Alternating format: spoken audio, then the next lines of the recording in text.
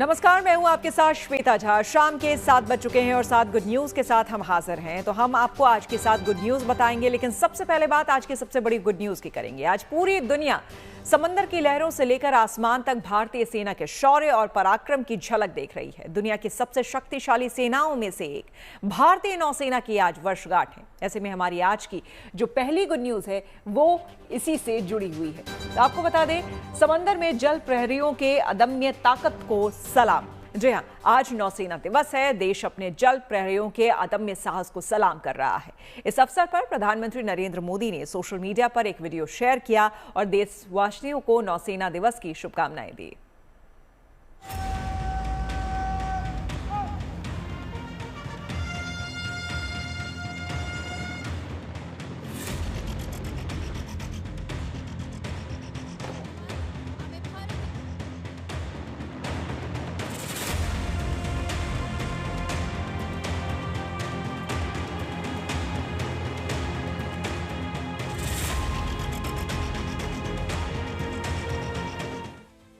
हजारों किलोमीटर दूर समुद्री सीमाओं पर दिन हो या रात, ठहराव हो या तूफान, भारत की नौसेना हर पल प्रहरी बनकर तैयार रहती है। लहरें जितनी भी ऊंची हो, लेकिन हमारे वीर जवानों का हौसला, जज्बा और पराक्रम उससे कहीं ऊपर होता है। भारत की नौसेना केवल सुरक्षा का प्रतीक नहीं है, बल्कि संवेदना और इंसानियत की मिसाल भी है। तूफानों में फंसे देशों तक मदद पहुंचाना हो या समुद्र में डूबती जिंदगियों को बचाना, नौसेना हमेशा सबसे आगे दिखाई देती है।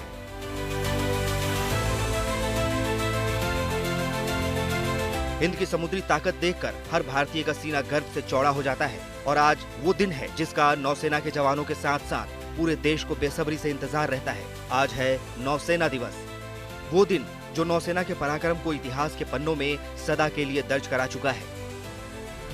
दरअसल भारतीय नौसेना हर साल 4 दिसंबर को नौसेना दिवस के तौर पर मनाती है।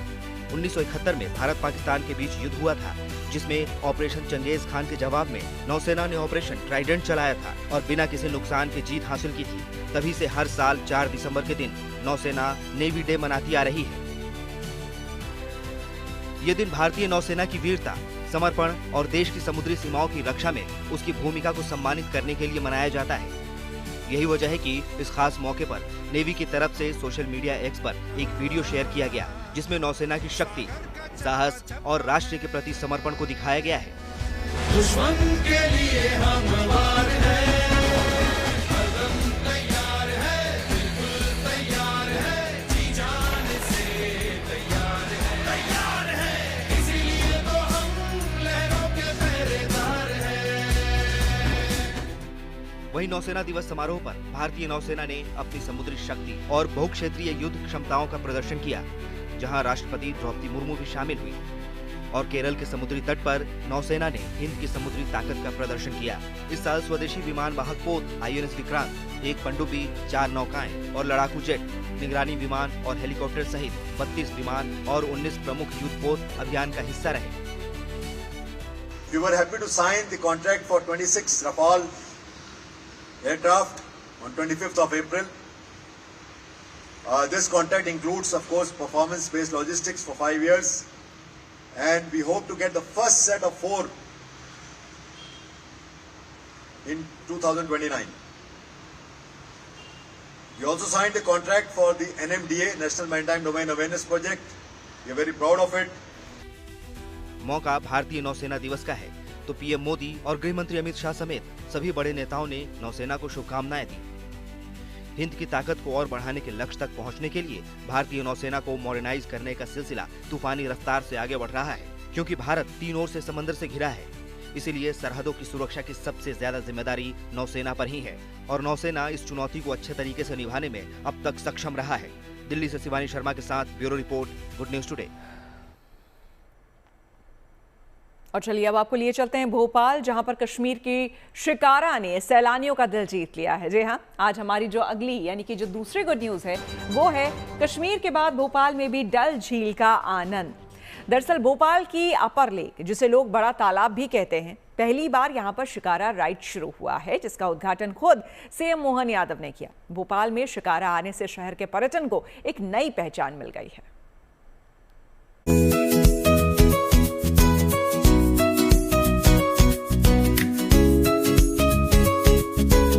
दमकती झील, चमकती धूप, हल्की हवा और पानी पर हौले हौले लहराता ये रंगीन शिकारा। ये शिकारे कश्मीर नहीं बल्कि मध्य प्रदेश की राजधानी झीलों के शहर भोपाल में है, जो भोपाल में सैलानियों को कश्मीरी वादियों जैसा खूबसूरत एहसास दे रही है।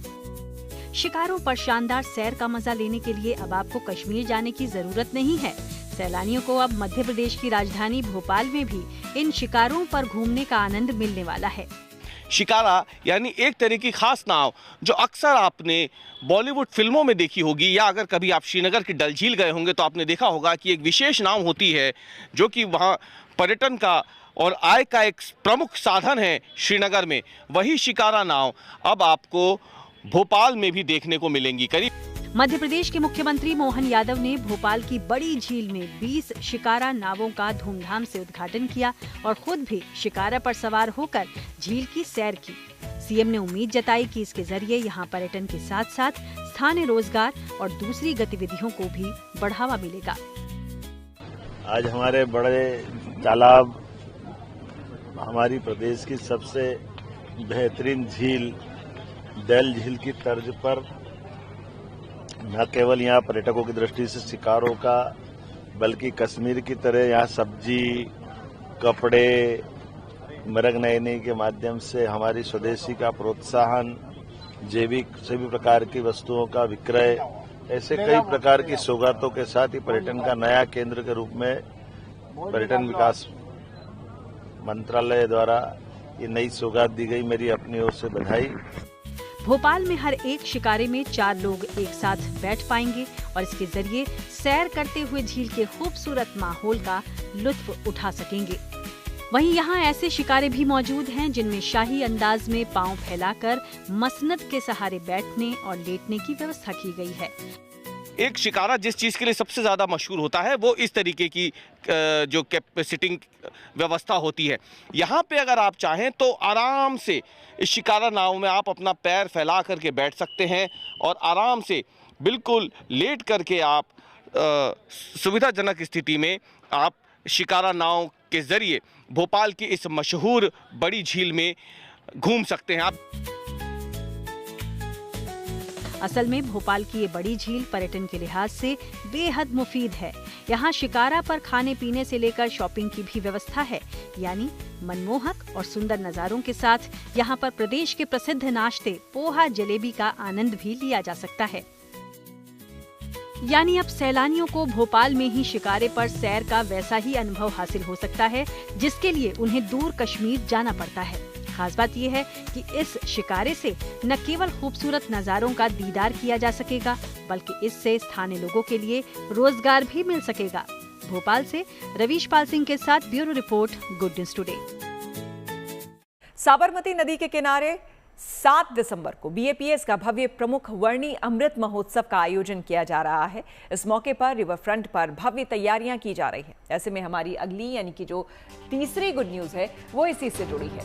साबरमती किनारे अमृत महोत्सव की तैयारियां तेज। देखिए, इस मौके के लिए विशेष रूप से 75 सजावटी नावों को तैयार किया गया है, जहां पर स्वामीनारायण मंदिर के प्रमुख स्वामी महाराज के जीवन की झलक दिखाई जाएगी।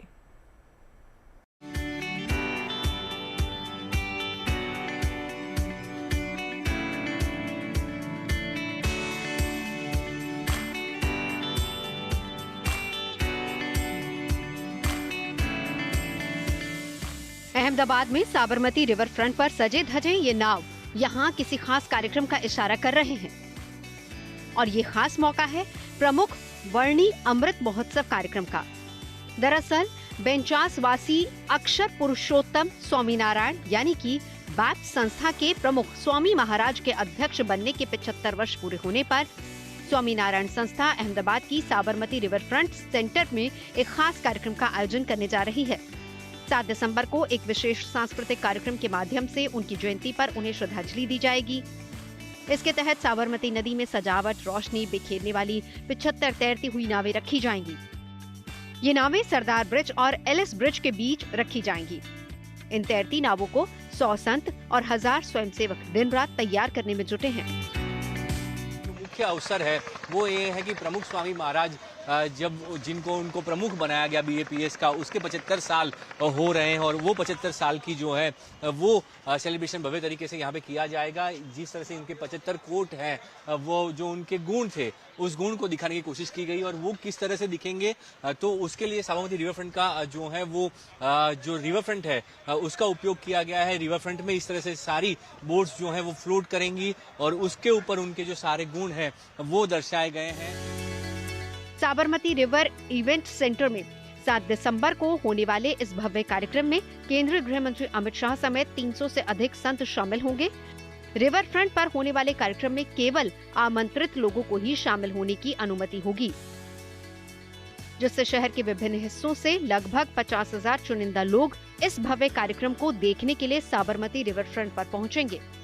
संतों की विरासत को संजोने और नई पीढ़ी को प्रमुख स्वामी महाराज के दिव्य जीवन की झलक दिखाने के लिए इस कार्यक्रम का आयोजन किया जा रहा है। ये महोत्सव BAPS संस्था के वर्तमान गुरुदेव परम पूज्य महंत स्वामी महाराज की सन्निधि में होगा। साबरमती के तट पे होगा। रिवर फ्रंट इवेंट सेंटर पर प्रमुख स्वामी जी महाराज मार्ग है, उसी पर होगा और इसलिए साबरमती के तट पर आयोजित किया गया है क्योंकि साबरमती के इसी तट से उन्होंने अपनी इस प्रमुख के रूप में जीवन यात्रा का आरंभ किया था और इतने बड़े वैश्विक स्तर पर उन्होंने अपना योगदान दिया है। इस मौके पर प्रमुख स्वामी महाराज के दिव्य गुणों और योगदान को याद करने के लिए साबरमती नदी में कई अलंकृत झांकियां प्रवाहित की जाएंगी, जिनका आनंद लोग उठा सकेंगे। अहमदाबाद से ब्रजेश दोषी के साथ bureau report, good news today. और अब आपको कराटे में उभरते सितारे से मिलवाते हैं। वडोदरा में चल रही 21वीं इंटरनेशनल कराटे चैंपियनशिप 2025 में महाराष्ट्र की युवा कराटे खिलाड़ी आराध्या पांडे ने शानदार प्रदर्शन किया। इस दौरान उन्होंने शानदार प्रदर्शन करते हुए स्वर्ण पदक हासिल किया।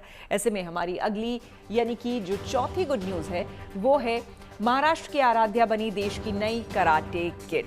जी हाँ, वडोदरा में 3 दिनों तक चली चैंपियनशिप में प्रतिभागियों ने काता और कुमेते वर्गों में अपनी क्षमता दिखाई है। काता में तकनीक, नियंत्रण और शरीर के संतुलन की परीक्षा होती है, जबकि कुमेते में खिलाड़ी आमने सामने मुकाबला करते हुए कौशल और फुर्ती दिखाते हैं। आराध्या ने दोनों ही कैटेगरी में दमदार खेल पेश कर निर्णायकों और दर्शकों को प्रभावित किया। दरअसल वाडोकाई इंडिया यानी कि WKI संगठन अंतर्राष्ट्रीय प्रतियोगिता के जरिए दुनिया भर के खिलाड़ियों को एक मंच पर ये लाता है और इसी मंच पर महाराष्ट्र की आराध्या ने भारत की ओर से सबसे चमकदार प्रदर्शन करते हुए सभी का ध्यान अपनी ओर खींचा। आराध्या ने नेपाल की खिलाड़ी को हराकर स्वर्ण पदक जीता, जबकि काता में श्रीलंका के खिलाड़ी को मात देकर कांस्य पदक अपने नाम किया। दोनों ही वर्गों में उनका संतुलित खेल, तकनीकी दक्षता और लगातार आक्रामक बने रहना उनकी जो रणनीति रही वो जीत की वजह बनी। महाराष्ट्र के मुख्यमंत्री देवेंद्र फडणवीस सहित तमाम नेताओं ने आराध्या को सोशल मीडिया पर बधाई दी। कुमेते में फाइट जैसा होता है तो सामने वाले खिलाड़ी से पॉइंट लेना पड़ता है। काते में अपना टेक्निक दिखाना पड़ता है। कुमेते में थोड़ा डर लग रहा था, लेकिन उसमें मैंने उससे पॉइंट लिया और गोल्ड मेडल जीत लिया। घर वालों से तो सपोर्ट मिला, साथ में मेरे टीचर थे, कोच थे, तो वहाँ पे वो लोग थे तो वो लोग भी सपोर्ट करने के लिए थे। फैमिली वालों में सपोर्ट किया, इसलिए मैंने जीता ये मेडल। और शुक्रवार को मशहूर कथावाचक इंद्रेश उपाध्याय की भव्य शादी होने जा रही है। शादी के लिए जयपुर के ताज आमेर में खास कार्यक्रमों का आयोजन किया जा रहा है। ऐसे में हमारी अगली यानी कि जो 5वीं गुड न्यूज है वो है मशहूर कथावाचक इंद्रेश की जयपुर में शाही शादी। देखिए, इंद्रेश उपाध्याय और शिप्रा की शादी से पहले आज जयपुर के ताज आमेर में मेहंदी और हल्दी के समारोह संपन्न हुए। इसके लिए पूरे स्थल को पिंक थीम पर सजाया गया था। कार्यक्रम में राजस्थान की लोक संस्कृति को दर्शाने के लिए लाइव कठपुतली प्रदर्शन रखा गया। वहीं लाख की पारंपरिक कला से परिचय कराने के लिए आयोजन टीम ने एक मणिहार कलाकार को भी आमंत्रित किया, जो कि मौके पर ही महिलाओं के लिए लाख की चूड़ियां तैयार करके उन्हें सौंप रहा था। इंद्रेश और शिप्रा के मेहंदी और हल्दी कार्यक्रम को किलोल कुंज नाम दिया गया। भारतीय परंपरा में यह शब्द उस जगह का प्रतीक है जहां मधुर संगीत, भजन कीर्तन, मनोरंजन या सांस्कृतिक गतिविधियां आयोजित की जाती हैं। ऐसा स्थान जहां पर प्राकृतिक वातावरण में बैठकर शांति, आनंद और आध्यात्मिकता का अनुभव किया जा सके। राजस्थान एक और ग्रैंड लग्जरियस वेडिंग को विटनेस करने जा रहा है। हाल ही में उदयपुर की शादी तो चर्चाओं में बनी हुई थी, अब जो शादी चर्चाओं में है वो जयपुर में हो रही कथावाचक इंद्रेश उपाध्याय और हरियाणा की शिप्रा शर्मा की शादी है, जो कि मैं आपको जो तस्वीरें दिखा रही हूँ पीछे होटल ताज आमेर की, यहाँ ये शादी हो रही है बहुत ही ग्रैंड तरीके से, जहाँ पे जितने भी बड़े नेता हैं, सेलिब्रिटीज हैं, नामचीन लोग हैं वो यहाँ पे आ रहे हैं। कुछ यहाँ पे ऑलरेडी आ चुके हैं और जो सूत्रों से पता चल रहा है तो उत्तर प्रदेश के सीएम योगी आदित्यनाथ भी यहाँ पे पहुँचने वाले हैं। उसके अलावा कई सारे नामचीन लोग यहाँ पे पहुँचने वाले हैं। मायरा भात के लिए जया किशोरी यहाँ पे ऑलरेडी आ चुकी हैं। हल्दी और मेहंदी की रस्में अभी समय पे यहाँ पे चल रही हैं, जिसके बाद में आज शाम को संगीत समारोह होगा, जिसके लिए सिंगर बी प्राक यहाँ पे आए हैं। सेलिब्रिटीज़ की मैं बात करूँ तो संजय दत्त ऑलरेडी यहाँ पे आ चुके हैं और उसके अलावा भी कई लोगों के आने का भी अनुमान लगाया जा रहा है, जो लगातार आएंगे। आज शाम की संगीत के जो फंक्शन है उसमें अपनी मौजूदगी दिखाएंगे। और अब आपको बताते हैं पुलिस की संवेदनशीलता के बारे में। दरअसल पुलिस का चेहरा आमतौर पर भावुक नहीं होता, लेकिन अकोला पुलिस का भावुक और मानवीय चेहरा सामने आया। पुलिस ने यहाँ 21 दिन से खोए हुए बेटे को मां से मिलाया। ऐसे में हमारी अगली यानी कि जो छठी गुड न्यूज है वो है 21 दिन बाद सुरक्षित खोज निकाला नाबालिग बच्चा। पुलिस ने बच्चे को अपने माता पिता से मिलाने के लिए आकाश पाताल एक कर दिया। उन्होंने न केवल 400 से ज्यादा सीसीटीवी खंगाले, बल्कि बच्चे को सकुशल बरामदगी के लिए 25 पुलिसकर्मियों की एक टीम को भी लगा दिया।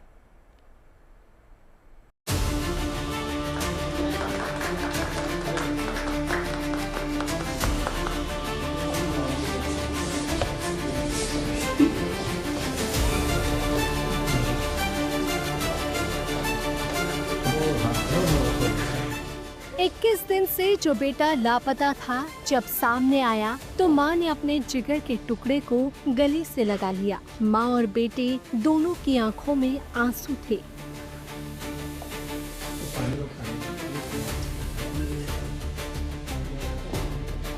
खुशी हुई सर, मुझे बहुत खुशी हुई, मैं आपको नहीं बता सकती। इतनी खुश हूँ मैं कि मेरा बच्चा आज मेरे पास में है। वो 21 दिन कैसे रहे एक माँ के लिए बिछड़े? वो एक माँ ही जानती कि 21 दिन कैसे रही है। पल पल मरने के अलावा कुछ नहीं था हमारे पास में। बस कहाँ है, कैसा है, कहाँ क्या कर रहा हूँ, किसके साथ है, बस यही। कोई गलत इंसान तो नहीं लेके गया, यही सब चल रहा था मन में। पुलिस के लिए एक बच्चे को उसके परिवार से मिलाने ये मिशन इतना आसान नहीं था। पिता की डांट के बाद ये 9वीं क्लास में पढ़ने वाला ये बच्चा घर से दूर चला गया था। इसके बाद तो मानो पिता संतोष और माँ उषा की जिंदगी में तूफान आ गया। पहले तो माँ बाप ने अपने बेटे को खोजने की हर मुमकिन कोशिश की, लेकिन जब बच्चा नहीं मिला तो उन्होंने पुलिस को खबर दी। बच्चे की गुमशुदगी को अकोला पुलिस ने मिशन के तौर पर लिया। जो कहानी पिता की डांट से शुरू हुई थी, अकोला पुलिस की वजह से उस कहानी की हैप्पी एंडिंग कुछ इस तरह से हुई। बच्चा 21 दिन बाद अपने माता पिता के पास आ गया। इस पूरे केस को जिस शिद्दत और लगन से अकोला पुलिस ने सुलझाया, उसने लोगों का दिल जीत लिया।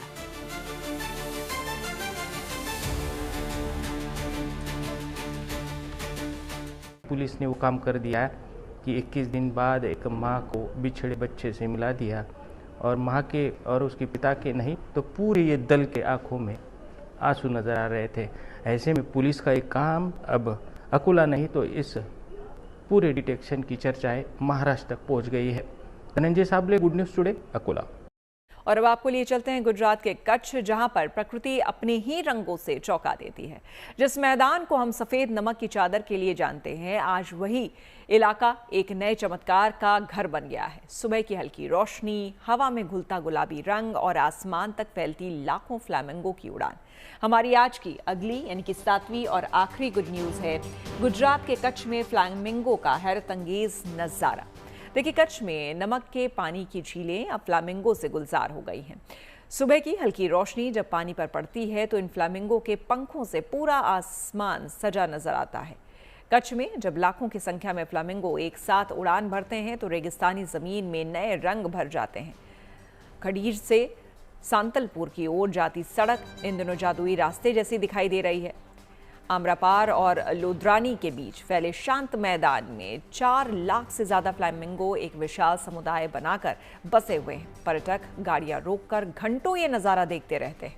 पहले यहाँ 1 लाख के करीब ये परिंदे दिखते थे, आज इनकी संख्या 4 गुना बढ़ चुकी है। ये बदलाव किसी संयोग से नहीं, इसके पीछे कच्छ वन विभाग का अनोखा प्रयोग है। इन परिंदों के लिए वन विभाग ने लगभग 1 मीटर ऊंचे और 100 मीटर लंबे कृत्रिम प्लेटफॉर्म तैयार किए हैं, जो काफी मददगार साबित हो रहे हैं। फ्लाईवे से खुद ही स्पष्ट होता है कि ये हमारा जो माइग्रेटरी बर्ड्स हैं उनके लिए एक पैसेज है। एंड यहाँ पे जो आपने विशेषकर जो फ्लेमिंगो की बात करी, सुरखाब की बात करी, जिसे हम हंज भी कहते हैं गुजराती में, तो अगर मैं अपने विस्तार की बात बताऊं विशेष करके Kutch desert wild life sanctuary में, तो यहाँ पे ऑलरेडी एक हमारा अंडा बेट एक हुआ करता है जो एक नेचुरल साइट थी जिसको फ्लेमिंगो सिटी भी कहते हैं। In fact it is now one of the tentative candidates for the Ramsar wetlands notification. तो यहाँ पे क्या था, ये जो लाई करता है यहाँ पे बड़ी संख्या में बहुड़ी संख्या में आपका यहाँ पे ये पधारते हैं एंड यहाँ पे प्रजनन करते हैं, अंडा ले डाउन करते हैं। तो इसी के साथ 7 बजे 7 गुड न्यूज में मेरे यानी कि श्वेता झा के साथ फिलहाल इतना ही। देश दुनिया की तमाम पॉजिटिव खबरों के लिए आप देखते रहिए गुड न्यूज टुडे।